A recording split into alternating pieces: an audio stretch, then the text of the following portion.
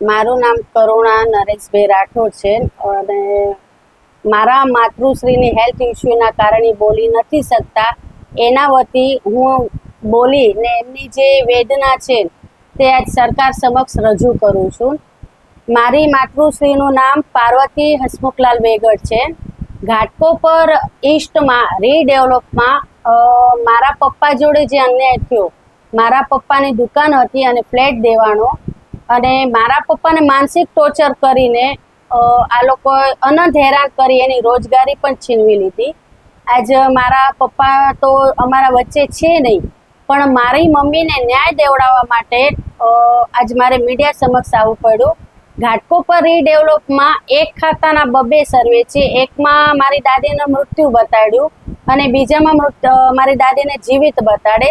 રીડેવલપમાં મારી દાદીને જીવિત બતાડીને અમને ફ્લેટ આપ્યા છે, પરંતુ હું ફ્લેટ હજુ સુધી લીધો નથી ને મારી લડાઈ સરકાર સામે હતી કે મારી દુકાન છે તો મને દુકાન મળે. અને અવારનવાર મેં ઉપોષણ ઉપર બેઠી ત્યારે સીએમને લેટર મૂક્યો, ઘાટકોપર એમએલએને લેટર મૂક્યો, હરેક નેતાને હરેક અધિકારીઓને મેં આ રજૂઆત કરી, પણ કોઈએ મારી મદદ ના કરી.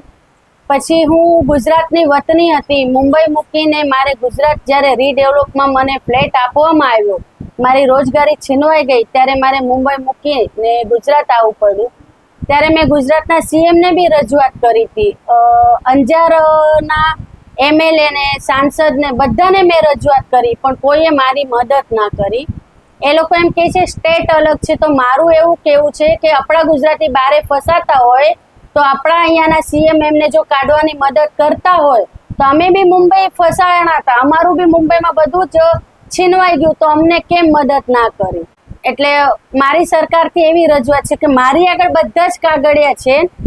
મારા પપ્પાનું લાયસન્સ છે, લાઇટ બિલ છે, આ લાયસન્સ છે, પછી આ લાઇટ બિલ છે મારા પપ્પાનું, પછી આ બીએમસીનો લેટર છે, આમાં મારા દાદીના મૃત્યુ થયેલું લખેલું છે, આમાં મારા દાદીનું ગુમાસ્તક લાયસન્સ છે બતાડે છે. પછી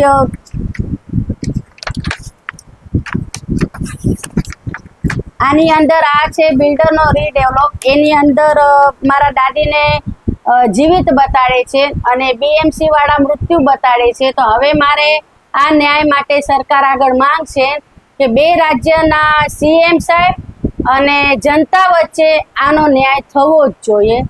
અને જનતાથી બી મારી અપીલ છે કે મારા અવાજને સાથ સહકાર દઈ ને એક વિધવા મહિલાને ન્યાય દેવડાવે. મોદી સાહેબ મહિલા સશક્તિકરણની વાતો કરે છે, પણ અહીંયા મહિલાઓ ભેગા આવો અન્યાય કેમ થાય છે?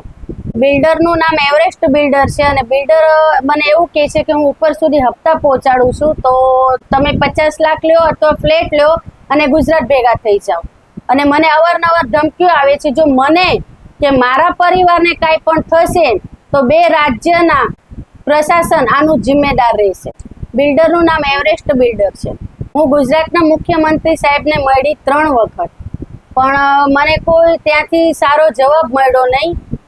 એ બી મને એમ કહે છે ફ્લેટ લઈ લો, પણ મારી આગળ દુકાનના કાગળે છે, હું ફ્લેટ લઈને કરીશ પણ શું? અને ફ્લેટ લઉં તો પછી આ કાગળિયાનો મતલબ શું? આ કાગળિયા મને બીએમસીથી જ મળેલા છે, મેં તો બનાવેલા નહોતા. એટલે મેં ફ્લેટ હજી સુધી લીધો નથી અને મીડિયા સમક્ષ આવીને મારી આ માંગની રજૂઆત કરું છું.